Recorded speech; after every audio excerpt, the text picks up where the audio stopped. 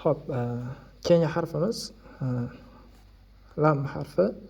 Lam harfi tepadan pastga tushamiz. Xuddi nunga o'xshab qozon chiqarishimiz kerak bo'ladi. Mana qozon. Mana. E'tibor beringlar, bir katadan ozgina o'tyapman. Katalar razmerga olsalar oson bo'ladi inshaalloh. Xo'p, bu alohida shakli bo'ldi. Mana bu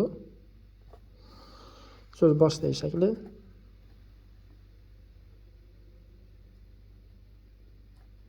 So'z alohida shakli, so'z o'rtasidagi shakli.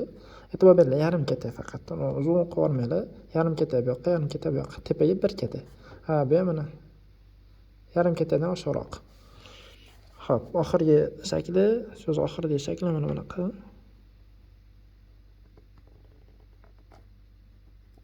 Ya'ni bunga qo'l chiqarib qo'yamiz xolos. Shu holatda yoziladi.